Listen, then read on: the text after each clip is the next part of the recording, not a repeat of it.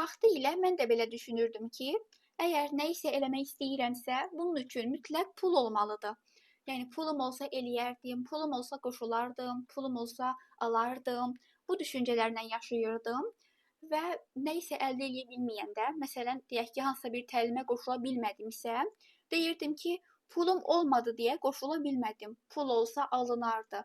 Bu düşüncələrlə yaşayırdım, ta ki bu gün sizə deyəcəklərimi anlayana qədər. Mən bunları anlayandan sonra amma hər şey dəyişməyə başladı. Artıq mən pulu bəhanə eləməyi və pulu bir maneə olaraq görməyi dayandırdım. Çünki bir şeyi anladım ilk olaraq. Bunu da istəyirsinizsə bir yerə qeyd eləyin. Çünki çox gözəl bir cümlədir. Sizə çox kömək olacaq. Pulu maneəyə və ya çözümə dönüşdürən bizlərik əslində. Yəni əgər deyiriksə ki, nəsə pulum yoxdur deyə alınmır. Deməli biz pulu bir maneə olaraq görürük. Sanki pul aramızda bir maneədir, bir bariyerdir. Sadəcə onun olması ilə bu gerçəkləşə bilər. Amma əgər biz əksinə düşünsək və reallığı görə bilsək, o zaman anlayarıq ki, məsələ pulda deyil. Gəlin sizə bunu çox gözəl bir şəkildə izah eləyim və misalı bu dəfə də özümdən verəcəm yenə. Hal-hazırda mən coachluq təhsilimi yenə də davam elətdirirəm, bilirsiniz. Amma aylar əvvəl o təlimə qoşulmaq mənim üçün biraz böyük bir hədəf idi, çünki məbləği biraz yüksək idi. Və həmin zamanlar mən düşünürdüm ki, pulum olanda qoşulacam. Nə vaxt ki pul gələcək, onda alındıracam. Və belə gözləyirdim də sanki elə bir pul hardansa göydən düşür, nə vaxtsa sehirli çubuq gələcək. Yəni belə düşüncələrə dalırdım, etiraf edirəm və etiraf edin, bir çoxlarınız da belə düşünə bilirsiniz bəzən. Gəlin ilk olaraq qəbullanaq, daha sonra bunu həll etmək haqqında da mən sizə danışacağam. Belə düşündüyüm anlarda təbii ki mənə pul gəlmirdi. Çünki mən pul qazanmaq üçün heç nə eləmirdim. Sadəcə düşünmüşdüm ki, mənə pul lazımdır mütləq. Pul gəlməlidir hardansa və pul gəlməyinə fokuslanırdım bu arada. Nə iş görsəm deyirdim, hanı buradan pul gəlmədi. Buna görə də heç nə alınmırdı. Amma mən bir dəfə anladım ki, yəni mentorum sağ olsun, mənə çox gözəl izah elədi ki, biz nəyə hazırıqsa və nə qədərinə hazırıqsa, bizə o qədər pul gəlir. Məsələn, deyirəm, çoxlarınız məsələn, maaşınız əsasən ehtiyaclara çatır. Məsələn, qidadır, geyimdir və s. kimi kommunal ödənişlər. Yəni bu hər birimizə demək olar ki, alınır. Buna bizə pul gəlir aylıq olaraq. Amma nəyə pul gəlmir? Məsələn, ev almağa, maşın almağa, tətilə getməyə, özümüzə yatırım eləməyə. Çoxlarımıza buna pul gəlmir. Bunun səbəbi isə odur ki, biz hələ də özümüzə bunları eləməyə icazə verməmişik. Hələ də buna hazır deyilik. İndi siz deyə bilərsiniz ki, mən bunu çox istəyirəm. Məsələn, istəyirəm ki, hər ay məbləğinə baxmadan çox rahat alış-veriş edeyim. Bahalı paltarlar alım ya da təlimlərə qoşulum hər ay çox rahatlıqla. Bunu istəyə bilərsiniz. Hətta deyə bilərsiniz ki, mən buna layiqəm, özümə icazə verirəm, mənə olar. Mən də belə eləyirdim, amma bilmənizi istəyirəm ki, bu sadəcə bir cümlə ilə olmur. Yəni özümüzə nəyəsə icazə vermək bir cümlə ilə olan bir şey deyil. Şüuraltı ilə işləməklə yalnız və yalnız özümüzə həqiqətən də istədiyimiz şeylərə icazə verə bilərik. Mən də bu şəkildə özlərimdə işləyirəm. Ondan sonra görəcəksiniz ki, əslində məsələ pulda deyil, sadəcə daxilinizdə hansısa bir tərəddüdlər var idi deyə, hələ də həmin o istədiyiniz şeyi əldə eləməyə, onu almağa hazır deyildiniz. Hazır deyildiniz deyə də bunun üçün pul gəlmirdi. Yenə də sadə bir şey izah edeyim. Bəzi insanlar var ki, onlara hər aylıq pul gəlir və onu ancaq borca verirlər. Yəni sanki borc ödəməyə hazırdılar hələ ki, daha çoxuna hazır deyillər. Amma kim ki həm ev almağa hazırdır, artıq həm psixolojik olaraq hazırdır, həm enerji həcmi buna hazırdır, bunu qəbul edə bilər, bunun məsuliyyətini kim ki götürə bilər, ona təbii ki aylıq olaraq maşın ala biləcəyi qədər pul da gəlir, yığa biləcəyi qədər pul da gəlir, istirahətə də gedir, hər şeyə də gedir. Məsələn, blogerlər. Yəni onlarda limitlər daha azdır. Onlar öz yerlərində işləyiblər deyə zamanında. İndi çox rahatlıqla onlara hər şey üçün pul gəlir. Siz də bunu eləyə bilərsiniz və bunun sizə düsturunu zaten hal-hazırda mən deyirəm. Sehirli çubuq axtarmırıq. Sadəcə bu dediklərim addımları eləməklə belə siz Adicə ilk addımınız olsun. Məsələn, hisslərin oyanışı, daha doğrusu hisslərin azadlığı proqramına qoşulmaq. Çox kiçik bir məbləğdir. İnanın mənə, mən bunu, yəni aylar ərzində öyrənmişəm, öz təcrübələrimi qatmışam, ən çox eşitdiyim sualları orada cavablamışam. Bir həftə boyunca sizin davamlı olaraq öz üzərinizdə işləyə biləcəyiniz bir proqram hazırlamışam. Ümumiyyətlə artıq son zamanlarda mənim bütün təlimlərim bu şəkildə olacaq. Davamlı. Bir həftə, maksimum 10 gün davam eləyəcək və bir müddət sizdə qalacaq. Davamlı faydalana biləcəksiniz. Suallarınızı məndən soruşa biləcəksiniz. Yəni davamlı bir dəstək ortamında olacaqsınız və həqiqətən də dəyişimi, nəticəni görəcəksiniz. Çünki bu mənim öz təcrübələrimə əsasən yığdığım proqramlardır. Burada danışdığım podkastlardan tutmuş, yazdığım texnikalara qədər hər biri öz təcrübəmin bir məhsuludur. Əmin ola bilərsiniz bundan. Ona görə də narahat olmağa, qarantiya gözləməyə ehtiyac yoxdur. Çünki son zamanlar görürəm ki, bəzən belə suallar gəlir. Yəni yenə də deyirəm, bu baxımdan çox düşünməyinizə, götür-qoy eləməyinizə, hamı ilə məsləhət eləməyinizə ehtiyac yoxdur. Şəxsən mən belə eləməmişəm təlimlərə qoşulanda. Görürdüm, tərkinə baxırdım ki, hə, mənim ehtiyaclarıma uyğundur.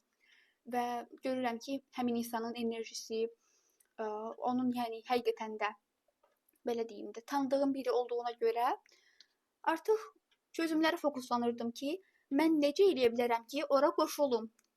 200 manatdan yüksək təlimlərə qoşulmuşam mən hər ay, indi davam eləyirəm. Yəni hər ay ən azı bu məbləğdə təlimlərə qoşulurdum. Bəlkə bu sizə çox gələ bilər, amma mənim üçün əslində çox da kiçik məbləğdir. Yəni bu şəkildə.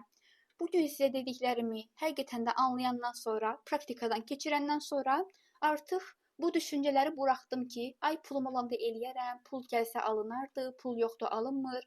Çünki yenə də deyirəm, pulu bir maneəyə və ya çözümə, belə deyim, yəni pulu bir maneə olaraq görən ya da çözüm olaraq görən əslində bizlərik. Pul sadəcə bir vasitədir. Bizim məqsədlərimizə çatmağımız üçün, istəklərimizi reallaşdırmağımız üçün, əldə etməyimiz üçün bir vasitədir, bir kağızdır əslində. Amma biz ona o qədər anlamlar yüklüyürük ki, nə bizə pul gəlir, nə biz istədiklərimizi ala bilirik. Sonra da yenə də günahı atırıq pula. Amma özlərimizi işləməyimiz lazımdır. Qazancını artırmaq istəyirsən ya da pul qazanmaq istəyirsən, fərqi yoxdur. Amma düşünürsənsə ki, mən nə eləsəm də, nə qədər çalışsam da pul mənə gəlmir, nə eləyim ki, pul mənə gəlsin, qazancımı artırım, çünki məqsədlərim var, istəklərim var. Yəni belə deyirsənsə, o zaman diqqətli şəkildə dinlə, çünki mən sənə bu gün reallıqlardan danışacağam və həqiqətən mənim dediklərimi eləsən, nəticə ala biləcəksən. Təbii ki, eləsən, dediyim kimi. Məsələn, qazancını artırmaq istəyirsənsə, bu nümunə ilə gedək. Hərə özünə uyğun götürər təbii ki, öz istəklərinə, öz məqsədlərinə uyğun şəkildə. Qazancını artırmaq istəyirsənsə, təbii olaraq bunun bir səbəbi var. Yəni deyək ki, indi 500 manat qazanırsan, amma istəyirsən ki, 800 manat qazanasan. Çünki həmin 300 manatı da xərcləyəcəyin bir şeylər var böyük ehtimalla. Bəlkə yatırım eləyəcəksən, bəlkə təhsilinə xərcləyəcəksən, bəlkə işin üçün lazımdır, ola bilər geyimlərini yeniləyəcəksən, bəlkə ehtiyacların artıb, fərqi yoxdur. Yəni bu pulun gəlməyinin bir səbəbi var. Yəni biz hansısa bir istəyimizə, hansısa bir məqsədimizə görə istəyirik ki, bizə bu pul gəlsin. Bunu artıq anladıq. Amma çox zaman insanlar düşünürlər ki, deyək ki, nəsə almaq istəyirlər də, amma deyirlər ki, pulum olandan sonra eləyərəm. Pul olsun, ondan sonra alaram. Pul olsun, sonra təlimə qoşularam. Amma əslində bu düşüncə bizi saxlayır. Bunun əvəzinə isə bizim eləməyimiz lazım olan şey budur ki, biz öncəliklə bu pulun bizə gəlməsi üçün, yəni qazancım artsın və ya pul qazanmağa başlayım, yəni bu pul mənə gəlsin deyə öncəliklə belirləməliyəm ki, mən nə istəyirəm? Yəni bu pulu nəyə xərcləyəcəm? Nə eləyəcəm bu pulla? Hara xərcləyəcəm? Nə yaradacam? Nə üçün istəyirəm? Hansı məqsədim var? Yəni öncəliklə özümüz üçün bunu belirləməyimiz lazımdır, mütləq və mütləq. Ona görə də elə indi, yəni bu səsi dinləyə-dinləyə və ya bunu dinləyər-dinləməz mütləq və mütləq keçirsən bir, yəni yazmağa başlayırsan bir dəftərdə və ya bir vərəqdə, amma mütləq ki, yazmağın önəmlidir. Yazırsan istəklərini, məqsədlərini, yəni çox pul gəlsə, qazancını artırsan, nə eləyəcəksən? Yəni nəyə xərcləyəcəksən? təlimə qoşulacaqsan, yoxsa geyimlərini yeniləyəcəksən, bəlkə kirayə pulu ödəyəcəksən, bəlkə maşın alacaqsan, kredit alacaqsan, fərqi yoxdur. Yəni nə istəyirsənsə, bu pulla nə eləmək lazımdırsa, hamısını bir-bir oturub yazırsan, qeydə alırsan. Çünki həm özün real olaraq bunu konkretləşdirməlisən ki, mən konkret olaraq nə istəyirəm? Bu pul mənə nəyə görə gəlsin? Bunu həqiqətən elədinsə, yəni həqiqətən dinləyib keçmədinsə, yazmağa başladınsa, fərqi yoxdur. Bir şeydir, 10 şeydir, bəlkə 5 dənə məqsədin var. Fərqi yoxdur, amma yazmağın önəmlidir. Əgər yazdınsa, bunun səbəbini açıqlamaq istəyirəm. Bunu yazmaq ona görə lazımdır ki, çünki pul bilməlidir ki, bizə nəyə görə gəlsin. Yenə təkrarlayıram. Pul bilməlidir ki, bizə nəyə görə gəlsin. Yəni pul bilsin ki, mən həmin insana gedəcəm. Bəs mən nəyə yarayacam da belə deyim. Yəni məndən nə yaradacaq həmin şəxs? Yəni pul sizə gəlsə, siz onu nəyə xərcləyəcəksiniz? Nə eləyəcəksiniz həmin pulla? Nə üçün lazımdır sizə? Bunu öncədən belirləmək, daha sonra qazancını artırmaq, daha çox qazanc haqqında düşünmək lazımdır. Yəni öncəliklə özün üçün konkret belirləyirsən ki, mən nə istəyirəm, nəyə görə istəyirəm ki, pul qazanım, pul mənə gəlsin. Ondan sonra başlayırsan artıq həqiqətən hərəkətə keçməyə. Və həqiqətən artıq sən biləndə ki, bu pul sənə nə üçün lazımdır, nəyə xərcləyəcəksən, o zaman inan ki, avtomatik həmin pul sənə gəlməyə başlayır. Fərqi yoxdur, sən ailəndən mi alırsan, yoxsa öz işin var, bəlkə evdar xanımsan, heç bir fərqi yoxdur. Amma öncəliklə yenə də deyirəm, sən özün konkretləşdirməlisən ki, bu pulu qazancını artırmağı, pul qazanmağı nə üçün istəyirsən? Geri dönüşlərinizi də yazmağı unutmayın. Əgər dəstək lazım olarsa da rəydə bölüşə bilərsiniz. Mən sizə məmnuniyyətlə dəstək olaram təbii ki. Əgər bu gün məni dinləyərkən özünüzə aid bir şeylər hiss elədinizsə və düşünürsünüzsə ki, mən artıq bunu necə dəyişdirə bilərəm, necə eləyim ki, həyatımda istədiyim nəticələri əldə eləyim, o zaman sizin üçün çox gözəl bir xəbərim var.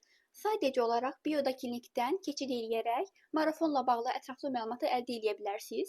Hal-hazırda bu fürsət sizin qarşınıza çıxıbsa, qeyd eləmək istəyirəm ki, bu təsadüf deyil, çünki siz İndiyə qədər məni dinlədiniz, dəyərli zamanınızı sərf elədiniz şəxsi inkişafa, bir şeylər öyrənməyə. Bunun üçün həm sizi təbrik eləyirəm, həm də istəyirəm ki, qarşınıza çıxan bu fürsəti dəyərləndirəsiniz. Əgər istəyirsinizsə ki, mən paylaşım eləyəndə ilk olaraq sizə xəbər gəlsin, sadəcə olaraq kanala abunə olun və bildirişləri açmağı unutmayın. Növbəti podkastlarda görüşənə qədər.